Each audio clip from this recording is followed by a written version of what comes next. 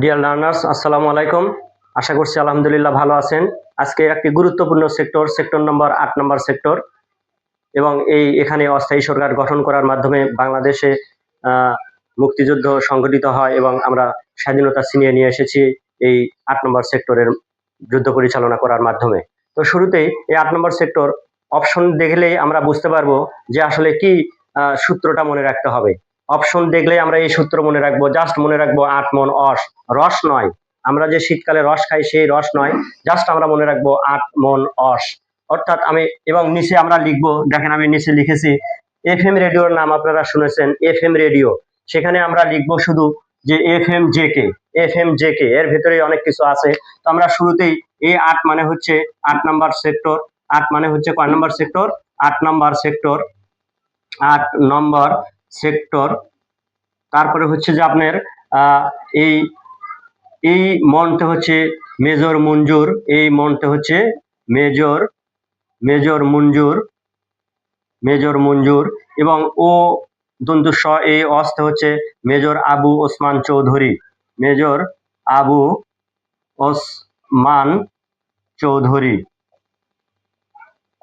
এবং এই 8 নম্বর সেক্টরে মেজর মঞ্জুর এবং মেজর আবু ওসমান চৌধুরী সেক্টর কমান্ডারের দায়িত্ব পালন করেন। এবং এই 8 নম্বর সেক্টরটা যে অঞ্চলের অন্তর্ভুক্ত ছিল সেই অঞ্চলগুলো আপনারা দেখতে পাচ্ছেন। এই এফতে হচ্ছে ফরিদপুর জেলার পশ্চিম অঞ্চল। আমরা জানি ফরিদপুর জেলার পূর্ব অঞ্চলটা 2 নম্বর সেক্টরের অধীনে ছিল। 2 নম্বর সেক্টরের অধীনে ছিল ফরিদপুর জেলার পূর্ব অঞ্চল। তো ফরিদপুর, এই জন্য আমরা লিখবো ফরিদপুর জেলার পশ্চিম অঞ্চল, ফরিদপুর জেলার পশ্চিম অঞ্চল। এবং এমতে হচ্ছে খুবই গুরুত্বপূর্ণ একটা, এই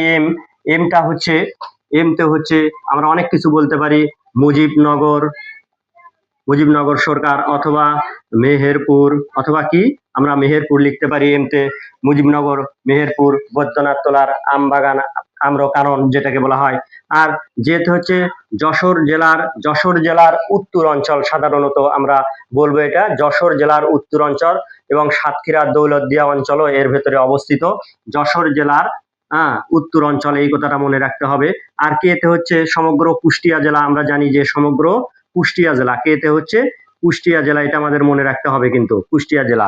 তো আই রিপিট যে 8 মন অস এফএম জে কে, আমরা এফএম রেডিওর নাম শুনেছি, সেখান থেকে আমরা লিখবো 8 মন অস এফএম জে কে। এটা অপশন দেখলেই আমরা বুঝতে পারবো। যখন বলবে যে 8 নম্বর সেক্টরের সেক্টর কমান্ডার কে ছিল, তখন 8 মন অস মনে রাখবো শুধু। তার মানে 8 নম্বর সেক্টরে মেজর মঞ্জুর এবং মেজর আবু ওসমান চৌধুরী।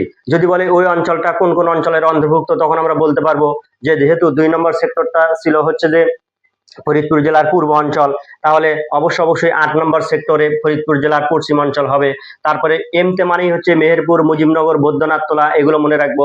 আর যেতে হচ্ছে যশোর জেলার উত্তর অঞ্চল আমাদের মনে রাখতে হবে, যেহেতু দক্ষিণ অঞ্চলটা 9 নম্বর সেক্টরের মধ্যে চলে যাবে। তার মানে যশোর জেলার মানচিত্রে দিলে আরো ভালো বুঝতে পারবেন।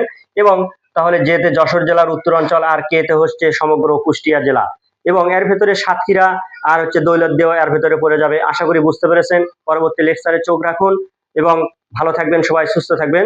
সবাইকে ধন্যবাদ। আসসালামু আলাইকুম।